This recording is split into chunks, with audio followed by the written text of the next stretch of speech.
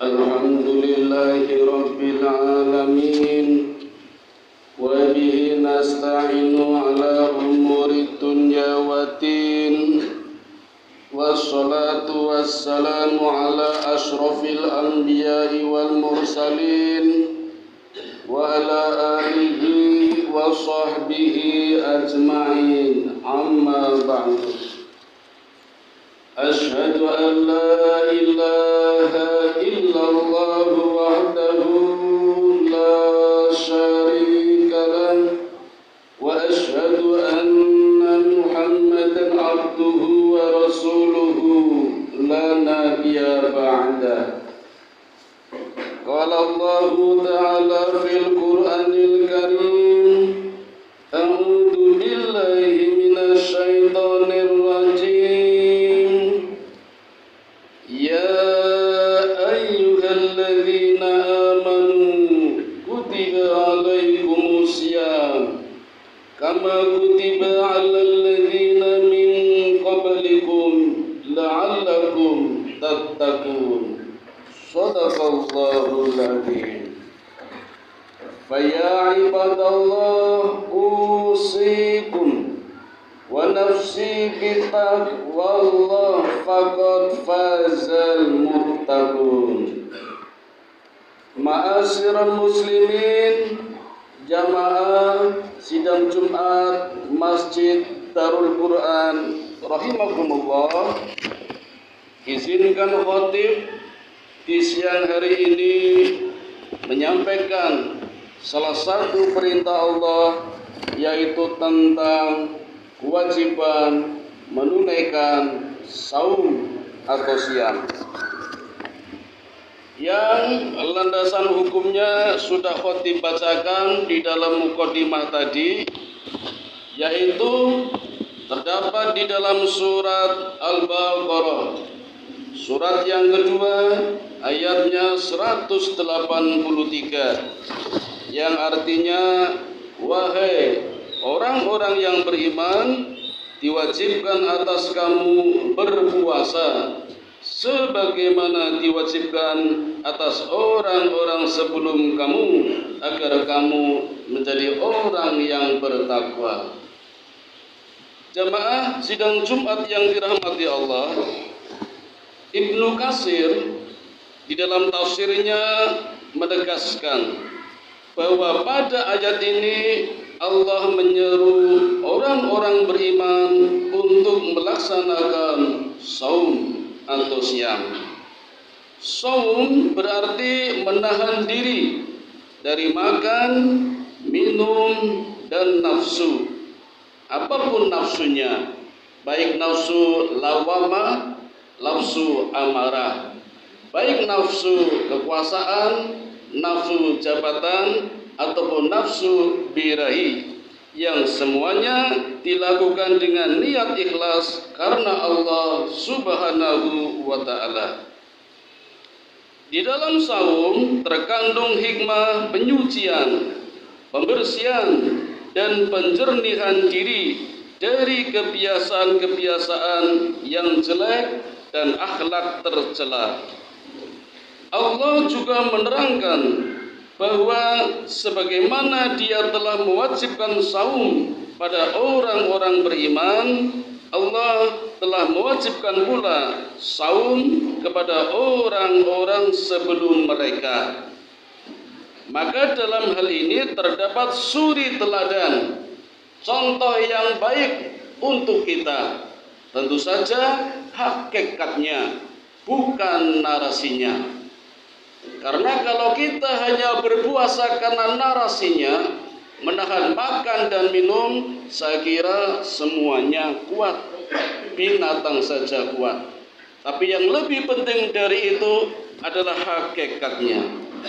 Karena narasinya, umat-umat sebelum kita berpuasanya, kalau diterapkan pada dunia kita, barangkali tidak ada yang mampu. Maka Allah tidak mensyariatkan puasa-puasa yang narasinya seperti umat-umat sebelum kita yang juga diwajibkan berpuasa dengan hakikat yang sama, tapi narasinya berbeda. Nabi Musa misalnya, Allah perintahkan berpuasa 40 hari tanpa berbuka, tanpa sahur. Kuat umat ketika itu narasinya. Kalau hanya menahan makan dan minum, tapi yang tidak kuat adalah menahan nafsunya. Maka banyak umat-umat Bani Israel yang tidak mampu menunaikan puasa. Hakikatnya ketika menahan nafsunya. Maka zaman sekarang kita tinggal di negeri ini juga tidak boleh iri dengan wilayah lain yang mungkin durasi jamnya berbeda. Swedia misalnya dipraktisikan besok ketika Ramadan malamnya lebih lama daripada siangnya. Malamnya 20 jam, siangnya 4 jam. Maka praktis puasanya hanya 4 jam dan kita tidak boleh iri. Islandia kebalikannya, siangnya 24 jam, siangnya 20 jam, malamnya 4 jam. Jadi habis tarawih mungkin langsung sahur, tapi puasanya 20 jam. Bahkan Finlandia kadang ada hari-hari tertentu yang mataharinya 24 jam. Artinya siang terus, berarti puasa terus. Dan itu pernah terjadi di zaman Nabi Musa. Maka Allah tidak menyuruh kita menirukan, mencontoh narasinya, tapi mencontoh hakikatnya, yaitu menahan. Begitu pula di zaman Nabi Zulkifli, puasanya setiap hari sepanjang tahun. Nabi Zulkifli meninggal di usia 95 tahun dan berpuasa sejak usia 40 tahun. Maka Nabi Zulkifli berarti puasanya selama 55 tahun. Setiap hari. Karena puasa di zaman Nabi Zulkifli adalah sebagai syarat untuk menjadi pemimpin, untuk menjadi presiden. Syaratnya 3. Semuanya adalah menahan. Di malam hari menahan rasa kantuk untuk beribadah di waktu malam. Siang harinya berpuasa menahan lapar. Dan yang ketiga, menahan agar tidak marah. Itulah hakikat puasa di zaman Nabi Zulkifli, menahan. Ada 3 yang harus ditahan untuk menjadi seorang pemimpin negara, menjadi raja, penguasa di kala itu. Tentu kita tidak bisa menurinya, zamannya sudah berbeda. Makanya kita contoh adalah bukan narasinya, tapi hakikat dari puasa itu sendiri. Jamaah yang dirahmati Allah, saum dapat menyucikan badan dan mempersempit jalan setan. Sebagaimana dalam kitab Sahih Bukhari dan Muslim disebutkan bahwa Rasulullah SAW bersabda, "Wahai sekalian pemuda, barang siapa di antara kalian yang telah mempunyai kemampuan, maka hendaklah menikah. Dan barang siapa yang belum mampu, hendaklah melaksanakan saum, karena hal itu merupakan penekan nafsu syahwat baginya." Selanjutnya, Allah menjelaskan waktu saum tersebut. Saum tidak dilakukan setiap hari agar tidak memberatkan manusia, sehingga menjadi lemah dalam menunaikannya. Saum itu diwajibkan hanya pada beberapa hari tertentu saja. Kalau kita menilik sejarah, pada permulaan Islam, saum dilakukan hanya 3 hari pada setiap bulan. Tetapi kemudian ketentuan ini dimansuh atau dihapus dengan kewajiban saum Ramadan, di mana ayatnya justru turun di bulan Sya'ban, bukan di bulan Ramadan. Apa artinya? Agar kita bersiap-siap jauh-jauh hari sebelum datang bulan Ramadan. Bahkan Rasulullah di dalam hadis yang diriwayatkan oleh Imam Tabrani sudah berdoa 2 bulan sebelum Ramadan, tepatnya dimulai di bulan Rajab. Rasulullah selalu berdoa, "Ya Allah, berkatilah kami di bulan Rajab dan bulan Sya'ban, dan sampaikanlah kami di bulan Ramadan. Kini bulan Ramadan tinggal menghitung hari, kurang 2 atau 3 hari. Sekarang masih di bulan Syaban, masih ada kesempatan untuk berdoa sebagaimana Rasulullah ajarkan kepada kita untuk berdoa sebagai persiapan menyambut datangnya tamu agung bulan Ramadan. Hadirin jamaah yang dirahmati Allah, selanjutnya Mu'adz bin Jabal radhiyallahu anhu berkata, saum ditetapkan melalui 3 tahapan. Pertama, ketika Rasul tiba di Madinah, beliau melaksanakan puasa 3 hari setiap bulan dan puasa Asyura. Kemudian Allah mewajibkan saum Ramadan dengan menurunkan ayat 183 dan 184 pada surat Al-Baqarah. Pada tahap ini, kewajiban Ramadan masih berbentuk pilihan. Siapa yang hendak saum, maka dia melaksanakan saum. Dan yang tidak melaksanakan, maka ia mesti membayar fidyah. Ini tahapan yang pertama. Tahapan kedua, Allah menurunkan ayat 185. Suratnya masih sama Al-Baqarah. Dengan ayat ini Allah menetapkan kewajiban saum atas orang mukim, orang yang tidak sedang bepergian, termasuk penduduk asli yang sehat. Sementara untuk orang yang safar atau pergian, atau mukim tapi sakit, atau penduduk asli tapi sakit, Allah memberikan keringanan untuk tidak melaksanakan saum, tetapi mesti menggantinya pada hari-hari yang lain, bukan fidyah. Kadang kita latah, belum apa-apa bayar fidyah, belum apa-apa bayar fidyah. Ganti dulu dengan hari-hari yang lain dengan berpuasa, fidyah nanti. Seringkali kita latah seperti itu. Kemudian selanjutnya, pada tahap yang ketiga, pada mulanya diperbolehkan makan minum dan bercampur dengan pasangannya pada malam hari selama sebelum tidur. Tetapi bila sudah tidur, tidak diperbolehkan. Kemudian Allah menurunkan ayat 187 surat Al-Baqarah. Demikian beberapa ayat tentang kewajiban dan tata cara melakukan syam atau puasa atau saum, mulai dari ayat 183 sampai dengan 187 yang ditegaskan oleh Ibnu Katsir di dalam Tafsirul Qur'anil Azim halaman 155. Mudah-mudahan ada manfaatnya. Wa qur rabbirfir warham wa anta khairur rahimin.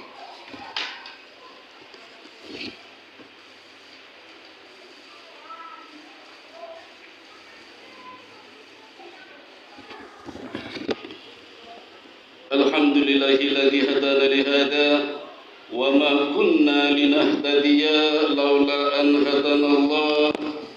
Allahumma shalli ala Muhammad wa ala ali Muhammad. Asyhadu an la ilaha illallah wahdahu la syarika lah wa asyhadu anna Muhammadan abduhu wa rasuluhu la nabiyya ba'dah. Qala Allah Ta'ala fil Qur'anil Azim, a'udzu billahi minasy syaithanir rajim. Ya ayyuhalladzina amanu taqullaha haqqa tuqatih wa la tamutunna illa wa antum muslimun.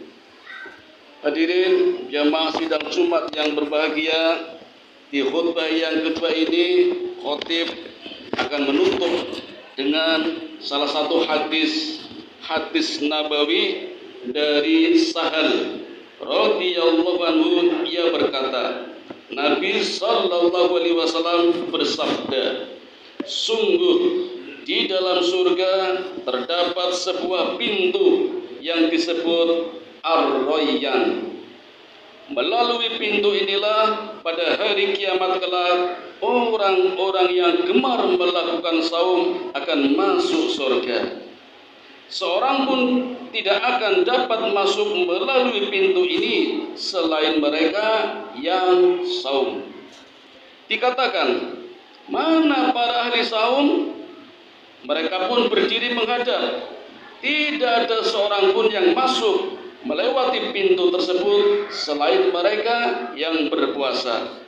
Apabila mereka telah masuk semuanya, pintu itu ditutup kembali dan tidak ada seorang pun yang masuk melaluinya. Inilah gambaran yang Allah janjikan surga yang memiliki pintu khusus namanya Ar-Royan untuk orang yang berpuasa, yang tidak dilarang masuk, dan pintu ini segera ditutup bila Ramadan telah usai. Maka marilah kita berlomba-lomba agar tidak satu orang yang menjadi juara, tapi semuanya menjadi juara, mendapatkan piala terhormat, yaitu muttaqin, yang Allah sudah sediakan pahalanya, yaitu surga yang luasnya tanpa batas dan memasukinya tanpa hisab. Bagi semua orang beriman yang mampu menunaikan ibadah puasa dengan kesabaran yang tanpa batas. Kalau masih ada batas, berarti namanya bukan sabar. Inilah yang Allah janjikan. Marilah kita bersama-sama, mudah-mudahan Allah memberikan kesempatan kepada kita untuk bisa memasuki bulan Ramadan dan menuntaskannya dengan sukses. Amin ya rabbal alamin. A'udzu billahi minasyaitonir rajim. Bismillahirrahmanirrahim. Innallaha wa malaikatahu yusholluna 'alan nabi. Ya ayyuhalladzina amanu sallu 'alaihi wa sallimu taslima. Allahumma salli 'ala Muhammad wa 'ala ali Muhammad kama shallaita 'ala Ibrahim wa 'ala ali Ibrahim wa barik 'ala Muhammad wa 'ala ali Muhammad kama barakta 'ala Ibrahim wa 'ala ali Ibrahim innaka Hamidum Majid. Allahumma ighfir lil muslimina wal muslimat wal mu'minina wal mu'minat al ahya'i minhum wal amwat innaka sami'un qaribun mujibud da'wat wa qadiyal hajat wa qati'us syahwat. Allahumma inni as'aluka ilman nafi'a wa rizqan thayyiba wa amalan mutaqabbala. Allahumma inni as'aluka al-huda wa tuqa wal afafa wal ghina. Allahumma ja'alni syakura waj'alni sabura waj'alni fi ainin sahira wa fi a'yunin nasi kabira. Rabbana dhalamna anfusana wa illam taghfir lana wa tarhamna lanakunanna minal khasirin. Rabbana atina fid dunya hasanah wa fil akhirati hasanah wa qina adzaban nar.